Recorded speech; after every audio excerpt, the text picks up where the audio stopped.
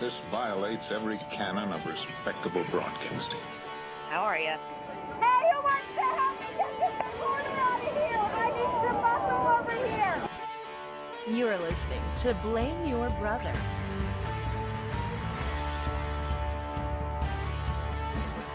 Hello, hello, hello. Welcome back, everybody, to Blame Your Brother, episode 282. Wow. We're here, man. We're doing it on Thursday nights just for you, live on YouTube. Go to youtube.com/blameyourbrother. You can watch us as we stream the show live. If you missed that, grab the podcast on any podcast platform Friday. It will be there for you.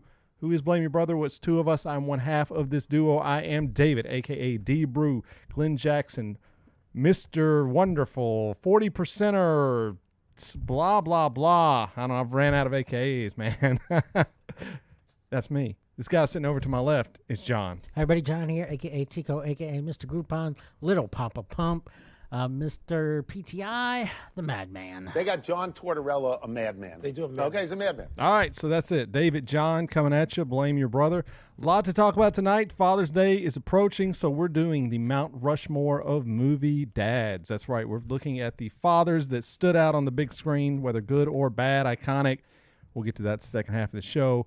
We've got to talk about the January 6th hearings. We've got to talk about some Britney Spears, Elvis Presley, and Jeff Hardy. It's all squeezed in here, so we'll be doing that. If you got any questions in the chat, as always, throw them out there. But let's get started. John, what is going on with you this week? Anything new to talk about? Yesterday was my firstborn's birthday. There you He turned go. 6. All right. So I didn't get any sleep yesterday. But he had fun. We played with some water balloons. He really loves water balloons, apparently. But Kids love water balloons, yeah. man. They're fun. We're going to have a little party for him this weekend.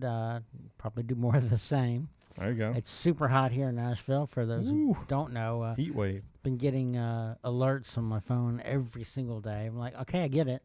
It's 100 It's plus heat index every day. 108, 107, 106. So you just got to be careful, especially with kids. You have to be really careful. You know, it sucks. Kids can be like oblivious to certain things. Right.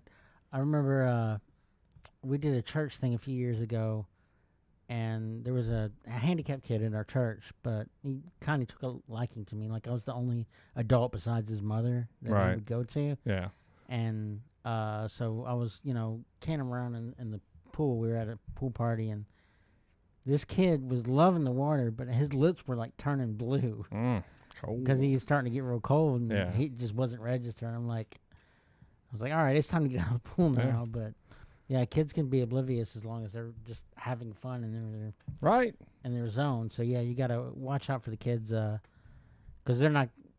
They might not tell you that they're tired or they're not feeling well when they're in that zone. They just start breaking apart. Well, happy birthday to Asher. Yes, we'll be here on Saturday for the birthday party. That's always a fun event. He made it another year around the globe, so good for him. And you guys you've done well as parents, so there you go. Yeah. Continue on for the rest of your life. Yeah, so that's good. That's great news. That's always good. He was born this year on the same week as Father's Day. Juneteenth, and the podcast. Is the podcast birthday this week? The podcast and Asher's birth was like neck and neck. Really? Oh, wow. Yeah. So how long has the podcast been going on? 6 years. 6 years. Wow. Look at that. I did not know. That's a big occasion. We should have celebrated bigger on the show. 6 years. Wow. Yeah, if we never skipped an episode, this would be around 300. Okay. I mean, I always wonder, and as we do this, we have fun doing it. I always wonder, when is the end going to be for this? Everything ends, you know. I mean, to some degree, everything ends. I just wonder. I always think about that. When will the end be? I don't know. I think at 300, we will definitely do some evaluating on what we're doing. But, that's still a ways off. But, Not that far off, actually. Well, no, I know. But it's still a couple months away. I mean, we still 20 episodes, 18. So about 4 months, 5 months probably.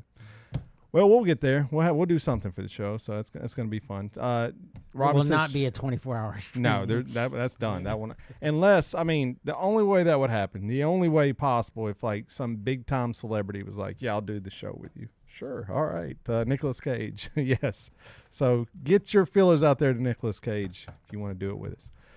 Now, yeah, it's been hot. I've been off all this week. I took off. The whole family took off, so we just been hanging out, swimming. Staycation. Yeah, staycation. So that's been fun. And, went to the pool a couple of times, got friends with pools. You always want friends with pools. You don't want pools, you want friends with pools, because a pool is like a big commitment. But a friend with one, that's fun. Yeah. It's all the pleasure, Yes. none of the responsibility. So that's been about the only thing happening that way. But let's talk about some news this week, some celebrity news. First off, we are huge wrestling fans, right? We love wrestling. We love it. We know it's fake, so don't come at us for that. But we love the spectacle of it. And one of the all-time wrestlers of our generation, I think goes without saying, is Jeff Hardy. I mean, revolutionized the game, changed it. I mean, he's got people out today doing his spots move for move. I mean, just he come in. People understand this guy. If you don't know who Jeff Hardy was, he came in undersized without a doubt. Yeah. But his reckless abandonment was the thing legends are made out of. Yeah. I mean, he would jump off anything at any height, anywhere. And so he got a very big popular following. But as often with success, sometimes your demons are pushed out. Yeah. And Matt has a bit of a problem with alcohol abuse. Jeff. Jeff. Maybe Yeah. Matt does too. I'm sorry. I don't know. I'm sorry. Jeff, he has a brother named Matt. Jeff has a bit of a problem with alcohol abuse. And so, John, this is his third DUI arrest, right? At least. At least that way. Yeah, It might be more than that. It's a multiple ones. Now, Jeff Hardy started out in the WWE. He left for some time and then he came back. Now, in his most recent run, which was just in the last year, right? At some point, he was, I guess, asked to leave or... I think he just left. He just left, but I think he left under the conditions that I think they realized he had a problem. Well, I mean, he left like during a taping. Right. Like in the middle of a match, he's just like, I'm out. Yeah, but I think because from what I read was some of the producers or higher ups were like, bro, you're going to have to, something's going on. Yeah. So I guess he was like, no, I'm not going to rehab. I'm not getting tested. So I guess he left, whatever the case may be. At the time, a lot of people gave WWE a lot of crap for that. They were like, oh, how dare you? You push Jeff Hardy. He's done with this alcohol. He's done with it. He said he's done with it anymore. And now he's in AEW, a rival organization, WWE. And turns out he got arrested for another DUI. John, what do we even have to say about this at this point? What are your thoughts about this? I mean, when... With him and a few other wrestlers, his brother, Edge and Christian, they brought in a new wave of wrestling style when they came in. And the thing is like you said, they changed the game. And it seemed like wrestling was like in his blood. Oh, yeah. Like it's... a lifeline for him, whatever. And the thing is back several years ago when he was in a different rival promotion, TNA Wrestling, he had a situation with was wrestling against Sting, and he could not perform. They had to call an audible and just made a. He was impaired beyond belief. Whether this was he barely made it down to the ring, the ramp, much less being able to do a move. This wasn't alcohol, bro. This was like a combination of alcohol, pills. That was It was bad. To me, I can't see getting to that point and not changing my life. Well, I mean, when it comes to something as important as it would seem wrestling was to this man. But that's the problem with alcoholism or drug abuse or gambling addicts or anything like that. Those things are not. The wrestling is not the most important. The family is not the most important. The well-being of others is not the most important.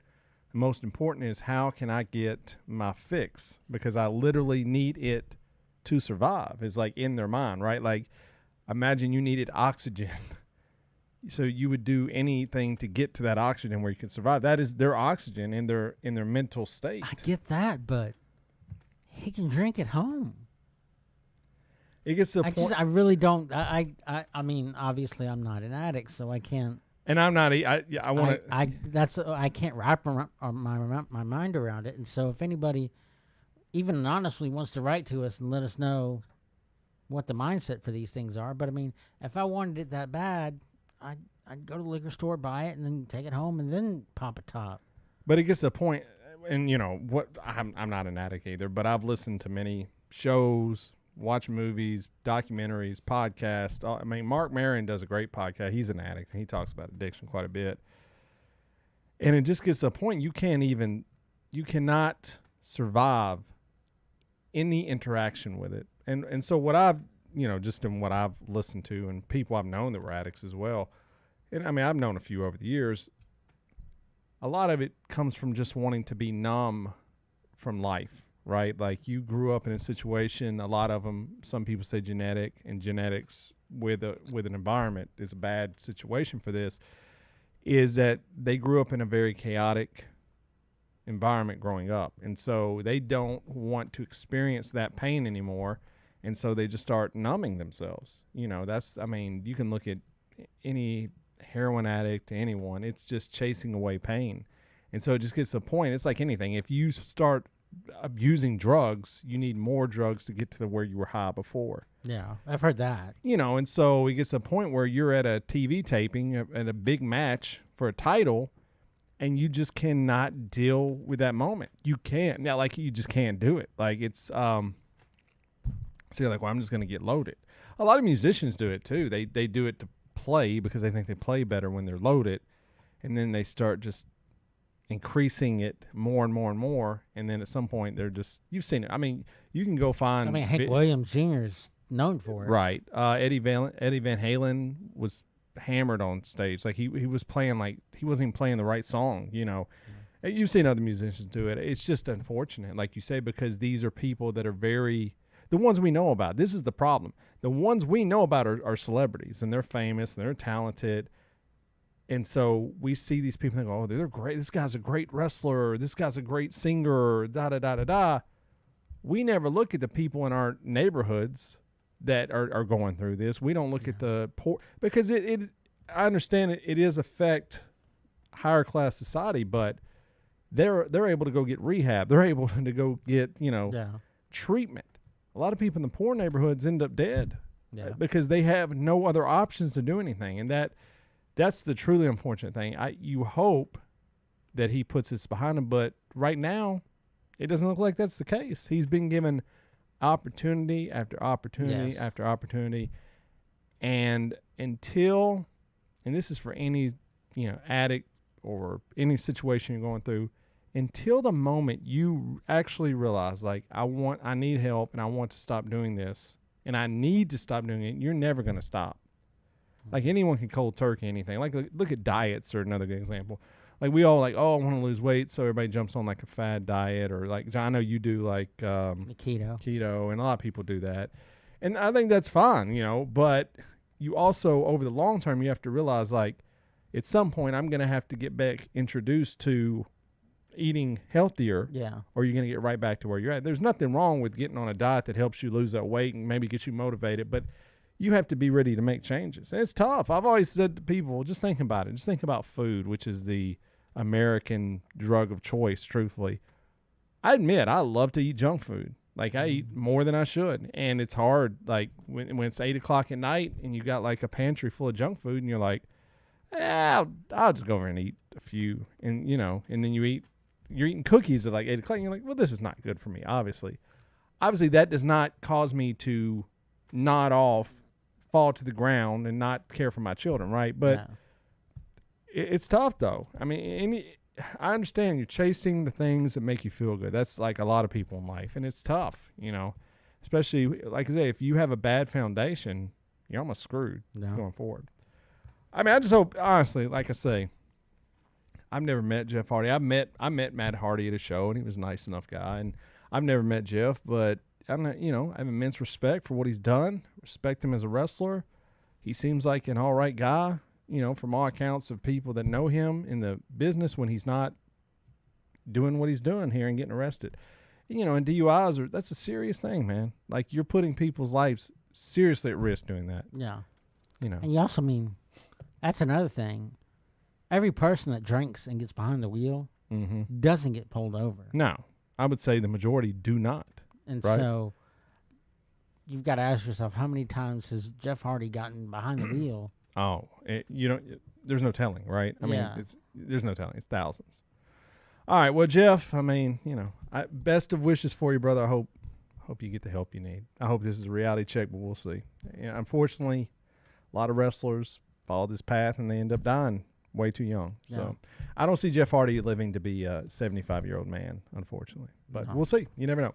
Now, speaking of pop stars that were addicted, I want to play this trailer for you, John, because we have not talked about this movie much, but there is a movie coming out about another celebrity that was definitely addicted to drugs and caused his time on this earth to be shorter than it should have. And we got to unpack Elvis Presley, Elvis the movie, whatever it's called. Elvis, it's a biopic about Baz Luhrmann. Baz Luhrmann. Let's watch the trailer together. You can listen to it if you've never heard it, because a lot of it is audio, and I want to get your thoughts on it because I'm not asking about this. So here's the trailer right here.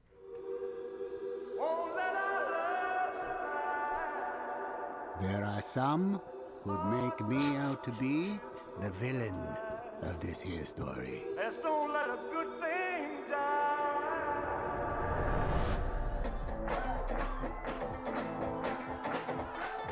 Are you born with destiny? Or does it just come knocking at your door? He's a young singer from Memphis, Tennessee. Give him a warm hayride welcome, Mr. Elvis Presley. Get a haircut, buttercup. In that moment, I watched that skinny boy transform into a superhero.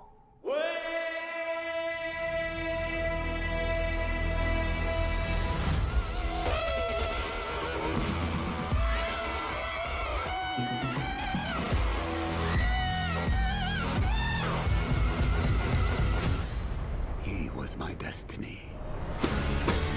I wish to promote you, Mr. Presley.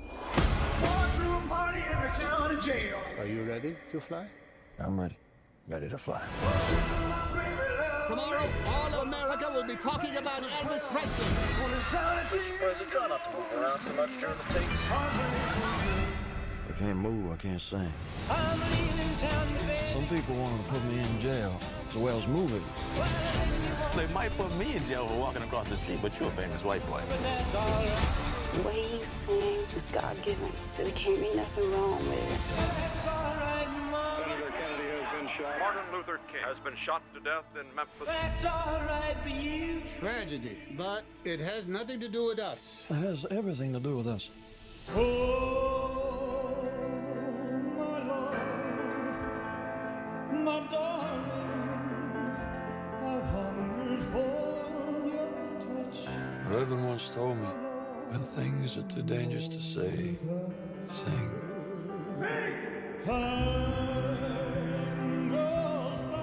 I'm gonna be 40 soon, and nobody's gonna remember me.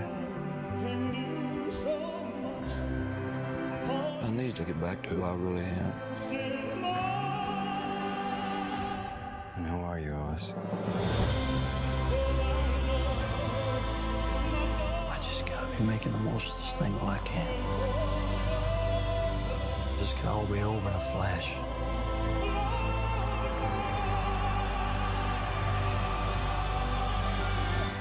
We are the same, you and I. We are two odd, lonely children reaching for eternity.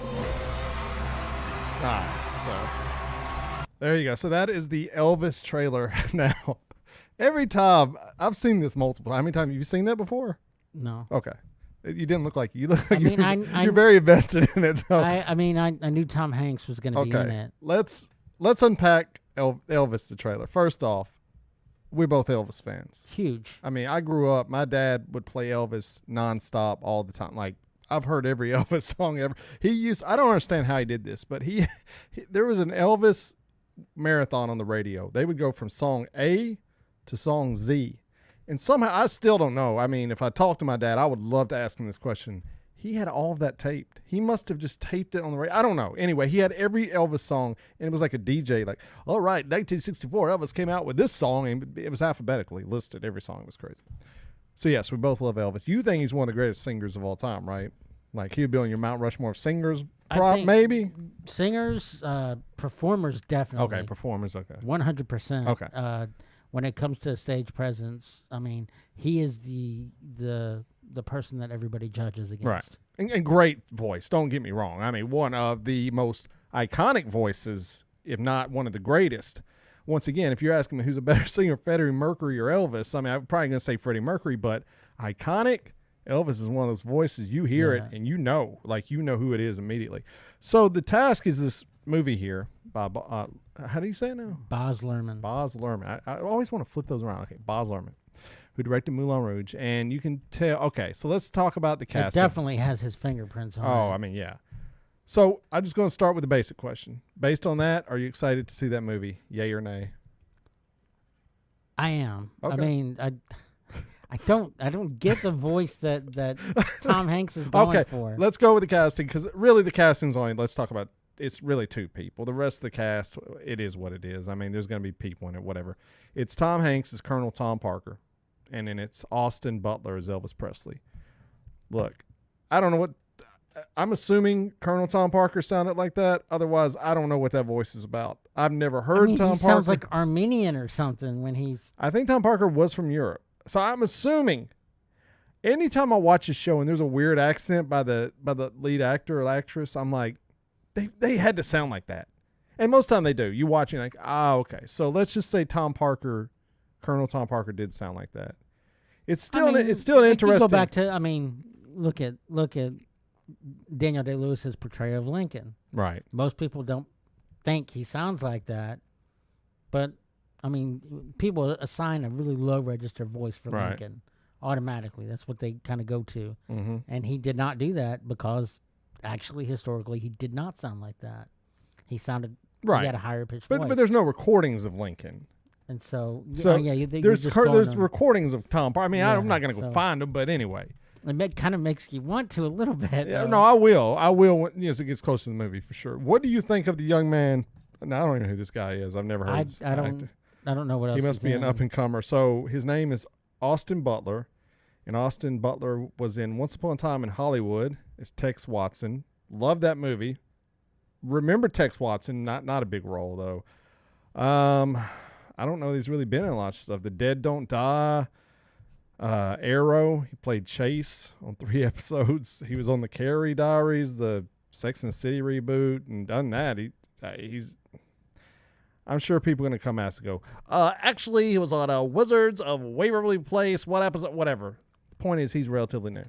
What do you think about that portrayal? Because there's a lot to take in for our generation. I mean... Right? We know who Elvis... In our minds, we have an idea of who Elvis is. Yeah. Can you imagine someone like my son who saw that trailer? He really doesn't know who Elvis is. Like, he knows Elvis. He's seen, like, maybe a picture, but it's embedded in us. Yeah. Like, me and you especially, we know Elvis. Like, I mean, I've read more about Elvis. Maybe besides the Beatles, I've probably read more about Elvis than any other musical figure. What did you just think of that? As far as the caricature of Elvis, he's kind of got it as much as he can, looking the way he does. Yeah.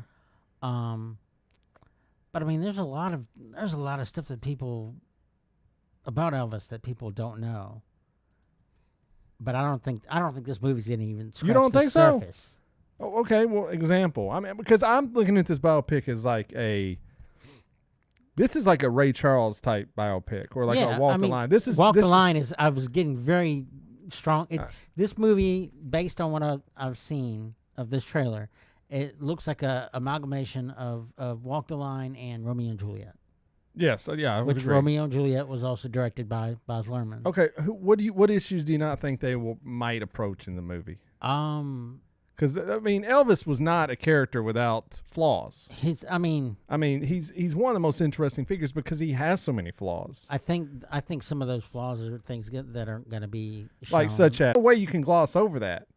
Now they may not do commentary on it, but according to that, him being non-political at the time, at the advice of Colonel Tom Parker to sell more seeds, they definitely are going to talk about that in the movie. Yeah, they hinted on that. And there's no way they cannot talk about his drug abuse. There's just 0%, man. You cannot make a movie. About Elvis without having drugs in it. Well, I mean, there's his extramarital practices. Okay, I mean, they may not. I don't know. They may not. And then Ray Charles, the movie, they did. Yeah. Ray was one of those movies. Even in Walk the Line, they did too. Well, that's true. But I don't know. And the way he was with women is, from what I've read, a lot of women that were with Elvis, say that when they were with him, it was like being with a virgin. Oh, that's weird. Yeah.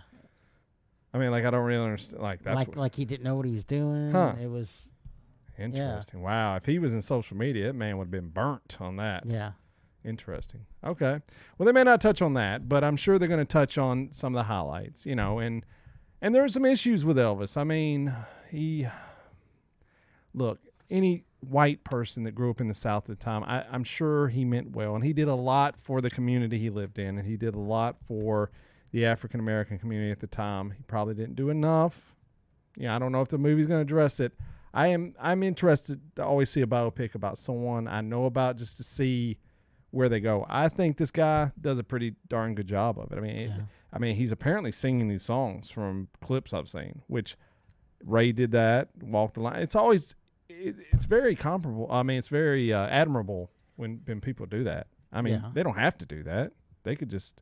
I mean, there's some movies that don't feature a prominent figure that the person doesn't sing. Right. The movie Duets, Andre Bauer does not sing. Oh, really? And he's one of the main people in the movie. Now, did Rami Malek sing in Bohemian Rhapsody? Because that would be interesting, because that's like next level. I don't think he did, but I could be wrong. Now, the guy that played Elton John did in Rocket Man, but he sings. I don't forget the guy's name, but he's in Sing as the gorilla, Johnny. So thumbs up. So when that first trailer came out, and this was been months ago or weeks ago, whenever it was, it's been a while back, and it wasn't like it just dropped yesterday.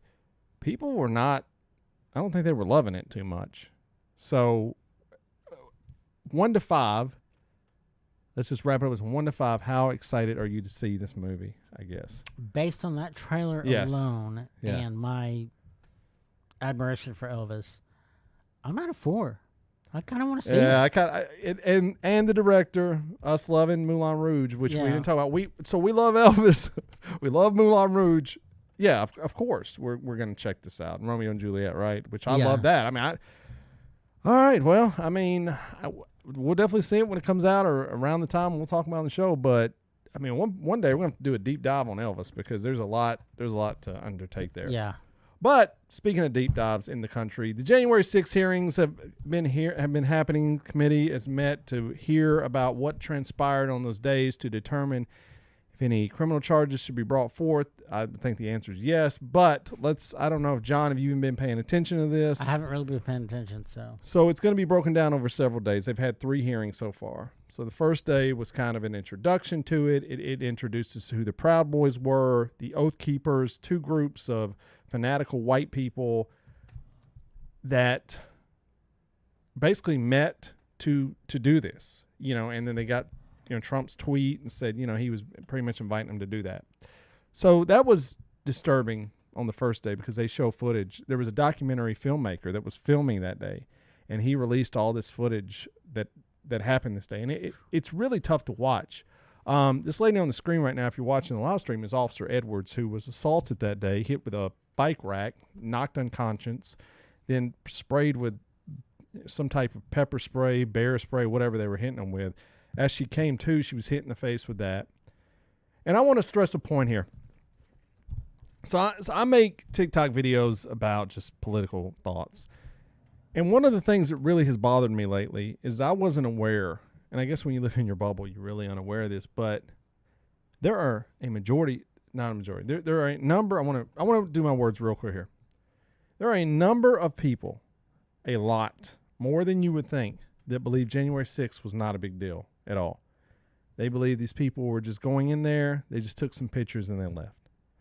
Now, day one testimony to me was like, no. Because they go into the building, they storm it, we've all seen it, and they're looking for Pence and Nancy Pelosi. And I always ask people on this app or in real life, I haven't encountered anyone in real life that actually has the gall to say like it wasn't a big deal, but people online, I'll try to have conversations with them, and I'm like, what do you think they were going to do to Pelosi if they found her? Or if they found Pence, what were they going to do? And I don't really ever get an answer for that. You think they were just going to yell at them? I mean, these people were in a fervor, man. They were assaulting officers. You know, like this crowd that broke in says thin blue line until it's the thin blue line I don't agree with. And then they assault these officers. I mean, 7 people lost their lives over this. You tell people that and they're like, no, nobody died. One person died. It was one of us and she was shot. And it's like, nah, I mean, like 7 people died because of things that happened that day. And John, it is alarming to me. It is alarming that these people don't believe this is a big deal. I mean, tell me, what world are we living in, John? It's I'm not surprised that people were saying that. Because just look at the history of Trump. Okay. And his supporters. Yeah. And QAnon and all these people that logic has long since left the building. And so their narrative is whatever they need. But that's to true. see. I just thought it was much smaller than what it apparently is. I didn't understand it was half. If it was smaller, we wouldn't know what QAnon was. Okay, I've never thought about it like that, but you're right. That's true. Are. That's true, John. I never thought about that. And so I mean, yeah. Okay, so that was day one. So it's kind of like a case they're presenting to you. So day 2 of the hearings, they talked about how Trump already knew that basically he lost the election. And so he set up a fundraising account called Trump's Legal Defense or something for Trump's Legal Defense for the voter fraud or some crazy name like that. And they found out they raised $250 million. All right. They raised $100 million like in the first day or so. They talked to staffers that worked there. And they said, we're not even sure. One lady goes, there is no such thing as the Legal Defense Fund. It does not exist. There's no such thing as it. It turns out they were funneling that money into one of his PACs, one of his secret charitable funds, and he was paying his friends, his associates, his business partners, his family. Kimberly Guilfoyle, who is the fiance of his son, Don Jr., they paid her $60,000 for how much time of speaking time would you say? $60,000 gets you how much in the Trump world? How many minutes do you have to speak on stage? For me and you, a few years, but for her, for her, the more ridiculous. 4 minutes. That's 2 minutes too long. It was 2 minutes. It was 2 minutes. $60,000 for 2 minutes of talk time. Sign me up. I will say this. We do an hour-long podcast. You can pay us $2,000 for this. So we found out all that money. There's no such fund. That's fraud to me. I mean, if you give money, if we set up and said we're giving to St. Jude like we did for the last 24-hour podcast, and everyone gave the money, and then they found out that was just complete lies, that's fraud. You've committed fraud at that point. So day 3 was today. And this probably to me is like, at this point, I'm like, what more do we need? So they examined Pence's role in this. And let me tell you guys something. Look, I think most progressives, most liberals, most Democrats are not going to go shake hands with Pence anytime soon, right? But he did single-handedly pretty much save democracy. You know, I hate to tell people that. But, I mean, because Trump was telling him, you're going to go out there and declare me the winner. He's like, I don't know if I'm allowed to do that. And he goes, you are. You're allowed to. And so there was a tense phone call. Trump called him the P word, called him a wimp. And then he started putting out tweets that Pence had let down the country. And one of the Proud Boys informants literally said, if we had gotten 2 Pence in that room, we would have killed him. You know how close they got to Pence? They were 40 feet away from getting him before he left. Can you imagine on that day what would have happened? For democracy, for the country, for everything. If one or two things, if they had killed Pence in that Capitol building, I don't even know where we're at today. I mean, because you think about it, it's assassination, yes, but it's worse. Right. Because usually when there's an assassination, it's, bear with me, all you weirdos, that conspiracy theorists out there, but as far as when it comes down to the wire, it comes down to one person. Right. When you got like a mob of people, that's it. So civility is out the window. Right. Yeah. I mean, that's what they don't understand. Like there's no order at that point. If you have just 100 people, it's much more than 100, but you just have 100 people in this room. I mean, John, democracy was almost destroyed that day. And it's just like these people do not understand. They think it's like, oh, no big deal. He was just out here, they were just having a tour of the facility. And they found out now that representatives took these people through the building the day before it happened and was showing them all the points where they could come in at. That person should be charged. That person has to pay. Yeah. So that's where we're at with all of it. I just... The man is probably still going to run for president. I would like to believe he's going to be charged with this, but honestly, I just don't know at this point, man. I don't know. I mean, that's where we're at. That's where we're at in this country. We do not know if this man's going to actually be criminally charged with a multitude of offenses at this point. So I don't know. So that's it. That's what we got. That's where we're at politically right now. I mean, things are still happening in Ukraine. We're on the verge of inflation taking over the economy. Gas prices are high. I'm worried. I mean, like, the elections are coming up, and I'm worried that people are going to think this is all tied to Biden, which, look, the jury's out on Biden, but if you think all this stuff is his to blame, it's insane. I mean, he doesn't have that much power. I mean, I can do this. If you drove a car for 4 years, right, and you never took care of that car, like, you were just terrible with it, you were just, like, the worst, dude. Yeah. And then you give me that car after 4 years and I start driving it. Well, the first week may be fine, right? But like a year into it, I'm going to go, oh my God, this car's got like a lot of problems, man. That's kind of what I put it to. The last president does affect the one in front of him. Now, I'm not saying, and look, it's different ways and it's very nuanced. It's not just simple. You can just describe it in one sentence to someone. But my God, if you think Biden is that powerful, that in... I mean, on the flip side, I mean, during the late 80s, early 90s, our country was in a very bad deficit. Right. And it was because of Reagan dropping taxes so much. Right. I mean, it's something we wanted, but was it good for the country? Not necessarily. Right. George Bush Sr. raised taxes. Yeah. 6 years later, we were out of the deficit. Right.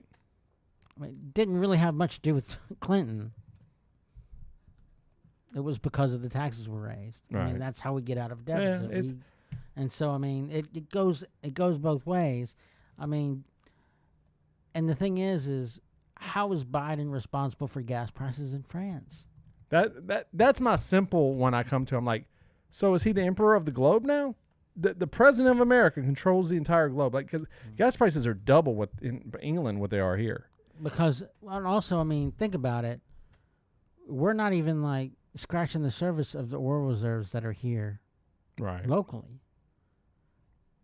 And so, I mean, we've got oil tankers in North Dakota, Texas, Alaska that, could possibly be rivaling what's in Kuwait. Right. And so, why isn't this coming into the forefront? And there's so many other ways that we can receive power that are not being taken seriously. I know. That are literally, free to the globe. It's crazy, man. Anyway, it's a big nuanced thing, and so we'll see what happens election wise. But things are not good right now. I'm not gonna sit here and act like they're fantastic or anything, but that's what happens. When you go through a global pandemic and everything shuts down, and there's just a number of things. But anyway, all right. Well, let's get on out of that and let's get down to the Mount Rushmore, John. It is the Mount Rushmore of movie dads. So we looked at movie dads and. What was your criteria for this Mount Rushmore? Oddly enough, the graphic that you have for it, one of the people on there, I would make my list, but I didn't want to go with something that was so powerful a book before it was a movie. Oh, okay, And so I didn't want to go that. Something I wanted the fame to be mostly from the movie and not necessarily from another source that was turned into a movie. That's interesting. Okay. But most of mine are a bunch of bots take over the chat, and they are not being very nice. So we're going to restart that. Hopefully they start. Okay. I looked at it the same way. I'm looking at how being the dad has to be important to the story for me to make the list. So, okay. All right. We say that. We'll see how our list goes. All right. So, I believe... You go first I get to go first this week. All right. Well, I mean, you got to go... I mean, I don't know how you don't go... Very important dad. I mean, it's one of the biggest twist in movie history. Yes, and it's central to the plot of the movie, and it I mean, maybe not so much in New Hope, but... Empire Strikes Back from Revelation onward. Yes, and I'm talking from when the movies come out, not chronologically. Right. So yeah, for 8 out of 9 movies, it's an extremely driving the plot. So I'm going obviously Darth Vader. Darth Vader. Anakin Skywalker, the father of Luke and Leia Skywalker. But that becomes, I mean, that line, obviously, which is misquoted, but Luke, I'm your father. We'll misquote it for the show and for the masses. I mean, it's one of the biggest cinematic moments of all time. And in Return of the Jedi, obviously continues the struggle of will a father, change for his son. And, in the movie, he does, and that's good. But in real life, I don't know if that's always the case. But I think that's why people like it. I mean, they watch the movie, the dad's evil in the second one. The third one, it's like, oh, he's good. Yay, everything's good. I mean, Anakin's story from the beginning of the movies to the end is a little suspect. It is. I mean, this man went from good to evil to good. Like, I mean, the man was turning. Wrestlers have gone through less heel changes to face. You know what I'm saying? Like, my God, man. And the motivation for both were very abrupt. Right. I mean, at least when, you have a son that you didn't know you had. That might help you change, right? Here's the thing. I'll come up to you and say, "Hey, Dave, I got this Snickers bar." Right. And all you got to do is to walk up to Casey, your wife, and slap her in the face as hard as you can. Right. And you being okay with that deal. Right. That's it's suspect. Yeah. But him being the father obviously played into his role, and so much that a couple years ago, my kids bought me this book.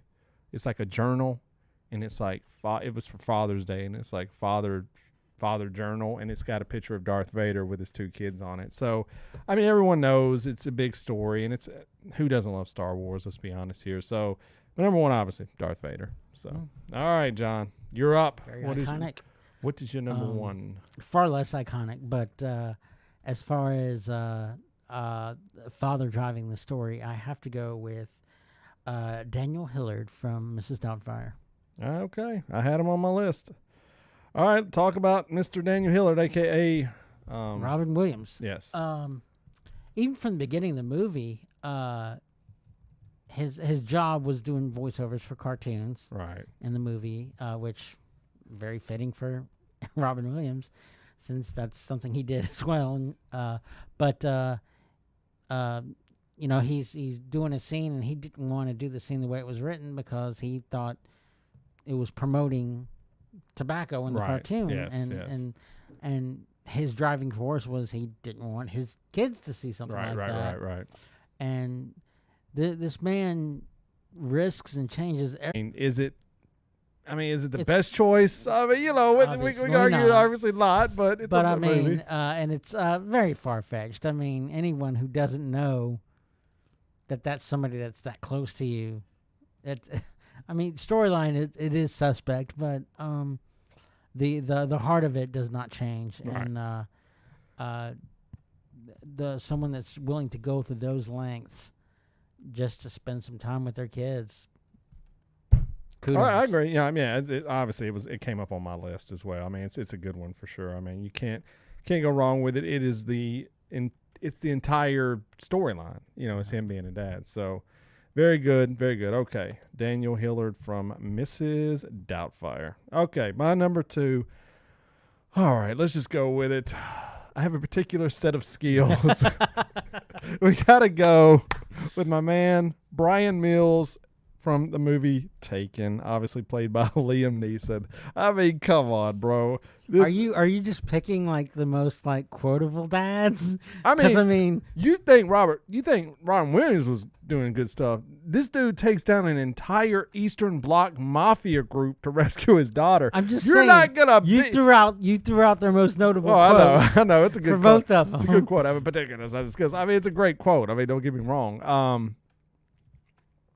I mean, what's another movie where a dad, there has been knockoffs of this. There's been other variations of this, but this is the one, right? I mean, now that it's come out, there's all kinds of crap where we're going to kill a bunch of people. It may be John Wick for a dog or this or that, but Taken, the franchise, set the benchmark. I mean, it changed Liam Neeson's career. Yeah. So much like, this guy. I mean, there's 2 other movies, and then there was another movie that wasn't related to this one that's still similar. Right. With him playing that same type. He became an action star, but essentially because of that, he was in Star Wars as well. He helped.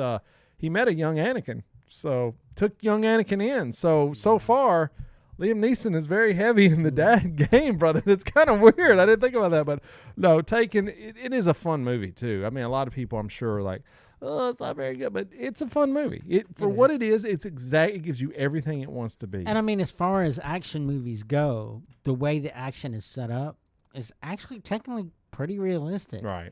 He uses the same kind of moves because they work. Right. Yeah. No, I mean, it's great. So I mean, Liam Neeson to the chop block to the throat is Black Widow's leg scissors takedown. There you go. Perfect. All right, so that's my number 2. Brian Mills from the movie Taken. All right, John, you are up. What you got for your number 2? All right, David, don't let anybody tell you that you can't do something. Okay. Unless it's slap Chris Rock at the Oscars. My number 2 is Chris John. Gardner from The Pursuit of Happiness. Go ahead. Well, for those of you who don't know, Will Smith plays Chris Gardner. He's got a young son. They're homeless. Okay. And he is trying to apply for this internship to get this job that will completely change the life of him and his son. And everything that they're going through, he's still trying to issue advice and help his son grow and to be a person while also trying to, for the most part, I mean, vainly, but still trying to provide for his son. Yeah, look, I've seen the movie. It's very corny. I mean, what is the word? I mean, what is the word? Not corny, but it's very... I know what you mean. It's saccharine.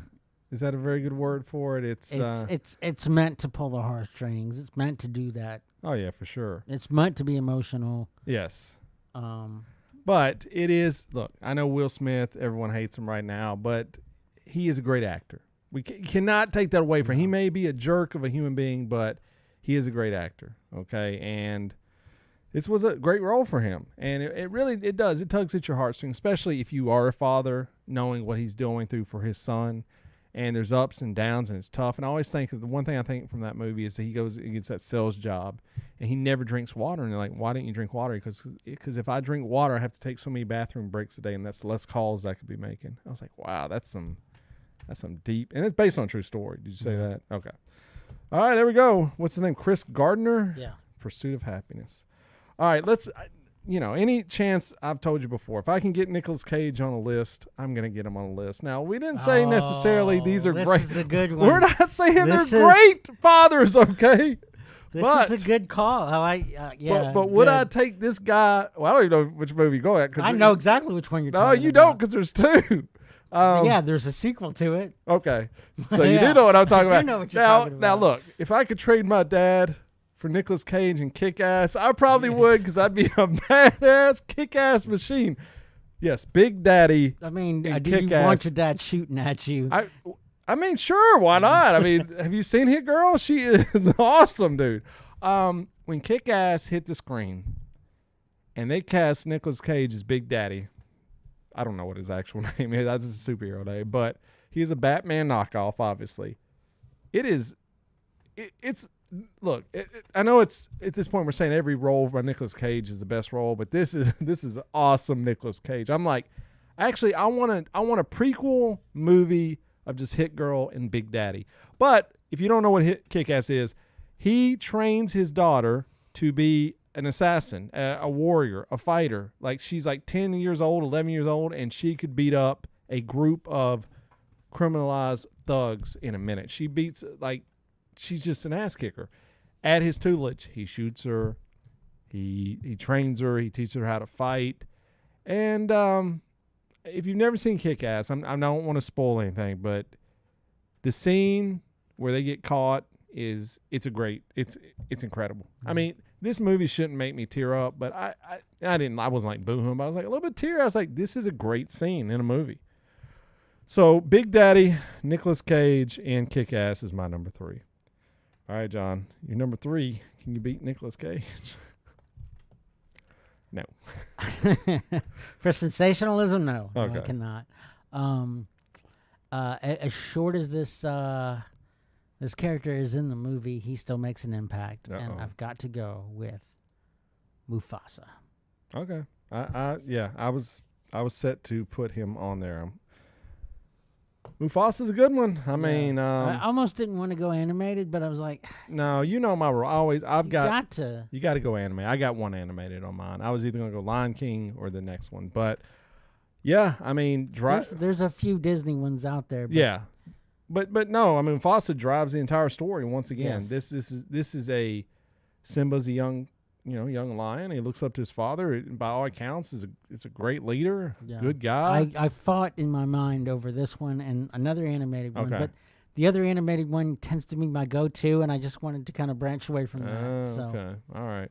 Yeah, I mean, what can you say? I mean, Mufasa drives Simba's entire life. I mean, he drives his purpose. He sets him on the journey that makes him get to the end of the movie. So, yeah, Mufasa, he's awesome. He's probably one of the best dads on here so far. I mean, look, I love Miss Doubtfire, but the actions were suspect. We're not even going to go over my list, John. These are terrible fathers. I mean, but they're great, but they're not, I wouldn't call Father of the Year. I'm not calling Darth Vader Father of the Year. I'm not calling Brian Mills Father of the Year necessarily. I mean, maybe, but Big Daddy, definitely not. But Miss Doubtfire, suspect. Chris Gardner, suspect sometimes. I mean, sleeping in a bathroom with your son. I mean, you got to do what you got to do, but Mufasa, golden, brother. Probably the best one on the list. He's a lion. Okay.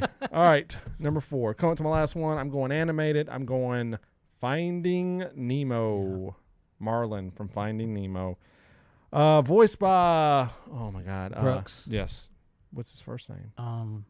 Mel Brooks. No, it's the other one. It's okay. I'll look that up later. That's embarrassing. I don't know it. I mean, obviously, I know who he is. Yeah, I'm drawing a blank too. And, he's on freaking Curb Your Enthusiasm. Yeah. Oh, we don't talk about Curb Your Enthusiasm enough. He was the one doing the wedding, the funeral, the fake funeral. Yeah, the fake funeral while he's still alive. Oh, he's so good. Anyways, Finding Nemo. Albert Brooks. Thank you. Yes, Albert Brooks. God, it's so funny on Curb. If you've never watched Curb, this guy comes up with this idea. He's going to have a funeral while he's alive, where he can sit and watch what all the good things people would say about him if he died. Absurd. Anyways, Finding Nemo, obviously, I mean, it's one of the most popular, probably Pixar movies, I would say. I mean, it had a sequel. Everyone loves it. The sequel was terrible, by the way, but Original one, it's a single father who's trying to raise a clownfish. The clownfish gets lost, and the dad goes on a journey to find him. Yeah. I mean, essentially, it's a hero's journey to find his son, and it's taken without the chop blocks. Yes. Yes. And, he has to step out of his comfort zone. The dad does. He's kind of an old soul that lives a certain way, and he has to go out of his comfort zone. And so he goes on a quest to save his son. And, once again, I think all of mine are pretty much that story now that I look at it. I guess they're all just trying to save their children through fighting means. So I guess maybe there's something about me. I don't know. I didn't really think about that. But it's a fun movie. Your kids will love it if they've never seen it. It's got some great scenes in it. And it's the one time Ellen DeGeneres was actually likable in my eyes. So there you go. There's that. But yeah, Marlin from Finding Nemo is my final person on the list. All right, John, we come down to your last one. What you got? This is by far not the best father in the world, but as far as like kind of covering for your son to kind of get in his back, I've got to go with Noah Levinstein from the American Pie franchise. Ah, there you go. Yeah. Jimbo, the son, finds himself in repeated compromising situations. I mean, one would be enough. Two might be enough. It's like over and over again. Anyway. And yet, every single time he's like, okay, this is... All right, son, I don't want to know, but this is what we're going to say happened. Right. And he's always got, whether it be good or bad, he's always got the best intentions for his son. Obviously, he cares about him, and he wants what's best for him. And it may be, like I said, misguided in some ways, but he wants his son to be happy, and it's obvious with every action this guy does.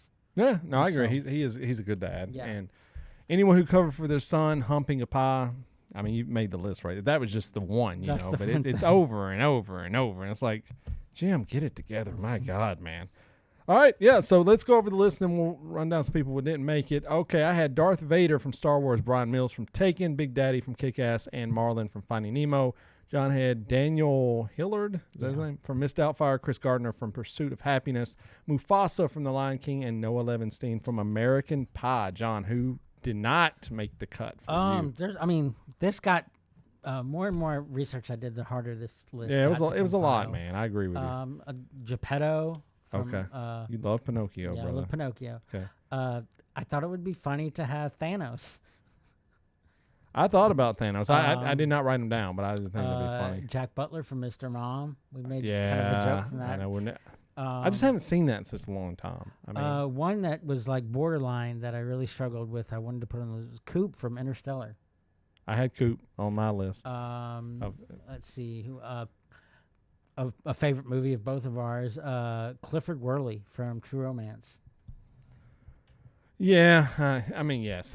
Yes, True Romance should almost be banned from that. I went to Henry Jones Sr. from Indiana Jones and the Last Crusade. I saw that, but Don Vito Corleone, Godfather. Yeah, for sure. Atticus Finch is one I kind of alluded to at the beginning. Kill Mockingbird, yeah. Kill Mockingbird.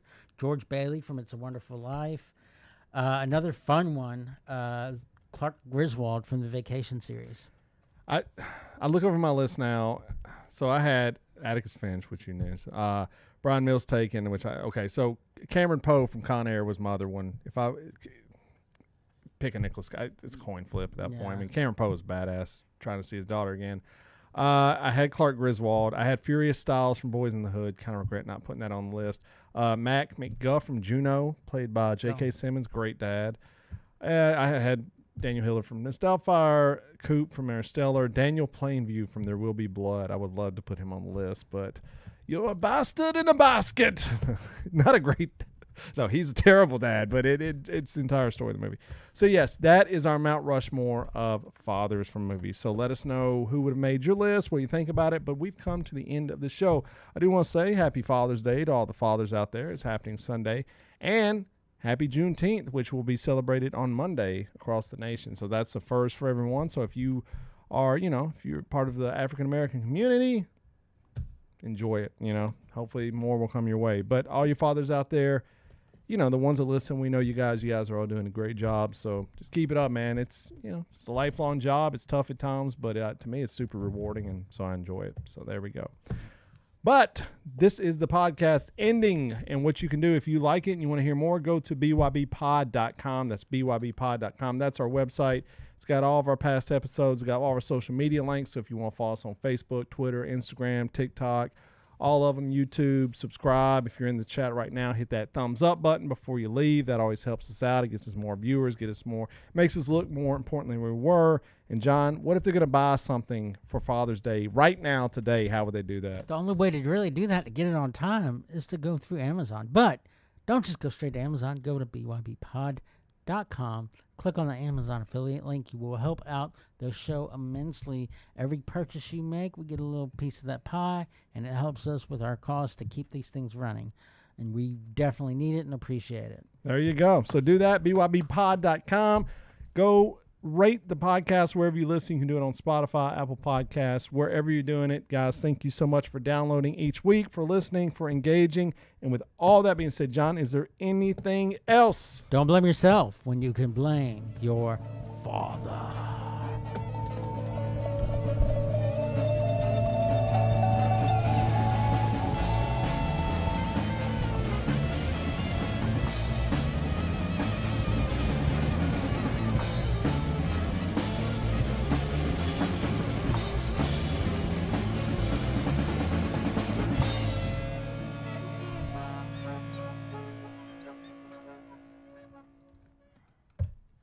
West Stream was acting